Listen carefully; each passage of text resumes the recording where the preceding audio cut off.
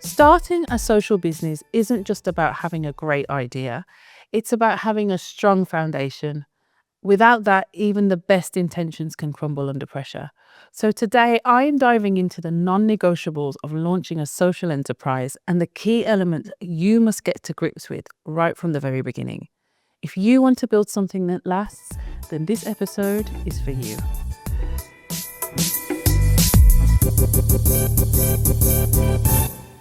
I remember back in 2010, 2011, I was unknowingly transitioning from my career in mainstream television and radio into my social business.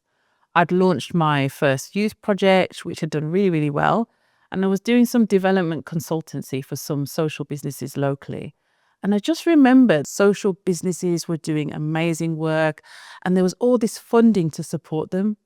But then we had a general election and everything changed. A new government came in and decided to strip back all the funding.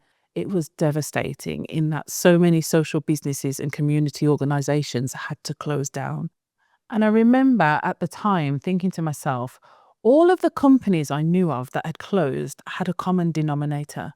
They were about social, but they weren't about business. Sadly, this caused the end for many of them. But from that point on, I became determined to ensure that social businesses understood the business as much as they understood the social. That's why today I'm going to share with you my 3 non-negotiables for starting a social business. So my first non-negotiable, have a clear and actionable mission. Your mission is your North Star. Without it, decisions become chaotic and messaging becomes unclear. Ask yourself, what am I setting out to do? What's the goal here and how clear is that to my audience? In my early days, I wasn't clear on this. I knew that I wanted to support young people and I knew that I wanted to produce meaningful content, but I had bundled them together. Needless to say, my mission wasn't clear and I was just as confused as my audience was. Was I here to support young people into employment or to make socially narrative visual and audio content? Well, actually, it was both. However, it shouldn't have been both at the same time. So I decided to separate the two and give my social business a clear mission and goal, which was to support young people in developing essential personal and professional skills that help them sustainably transition into further education, employment, training, or entrepreneurship. My company, Open Lens Media, is still living by that mission today. And it's been a real beacon of light at times when things have been hard and we've needed to remember why we do what we do. So if you're not sure how to write your mission statement, what I advise people to do is break the mission into 3 stages using what I call RGO, role, gain, outcome. Role. What role do you play? So for example, in Open Lens Media, our role is to support young people in developing. 2, what do your beneficiaries gain? So again, in Open Lens Media, they gain essential personal and professional skills. That's all part of the mission statement. And 3, what outcome should this produce? Well, in Open Lens Media, the outcome is that they will sustainably transition into further education, employment, training, and entrepreneurship. So you can see that the mission statement's been broken down into those 3 sections: R, G, O, role, gain, outcome. So my second non-negotiable, build the right partnerships. Partnerships really can make or break your impact if you're not rightly aligned. The right collaborations can really amplify your reach and strengthen your credibility. When I first started out, I partnered with a few organizations that were on a different page to me. Their values were different, and that misalignment just led to so much frustration, inefficiency, and a lot of wasted time.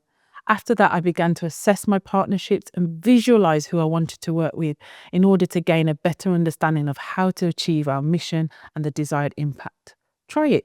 Audit your current partners or potential future partners and ask the question, do they align with my mission or do they have some element that does? If not, you may need to reconsider whether they're right for you going forward. And my third non-negotiable, understand the business side of your social. This one may require a little bit of personal digging deeper. You see, many social entrepreneurs struggle with guilt around making money. They think, as I did once, that if we make money, then we're not fulfilling our social mandate. That couldn't be further from the truth. Sustainability requires a financial model that works. By this point, you may know your mission, but do you know how you're actually going to keep that mission going? Yes, you can bring on volunteers and having kind support in the beginning, but that won't always be sufficient, especially if you plan to grow and scale. Maximizing impact doesn't mean minimizing profit. Quite the opposite, actually, because by becoming more sustainable, you can actually have even further reach. Therefore, you have to think about the financial model, and there should be a dual focus on generating revenue through commercial or structured activities that bring in income that can help to address an issue. For example, a cafe or restaurant that serves amazing food uses its surplus to support people who are homeless and recovering from substance addiction through free accommodation and counselling support. The cafe generates the revenue and reinvests its profits into the business to reach its benefactors instead of distributing them to shareholders.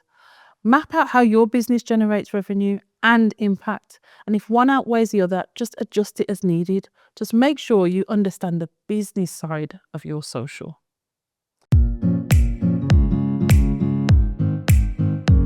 So, those are my 3 non-negotiables for starting a social business. 1, have a clear and actionable mission. 2, build the right partnerships. And 3, understand the business side of your social. For more on this episode, head over to my website at dainaandersonandmpunzi.com and subscribe to download the episode guide. But don't forget to connect with me on social media, and you can find all my social media handles in the episode bio. I'll be back in the Social Corner next week with a powerful guest interview with a man that has defied all odds for another social conversation, driving social change.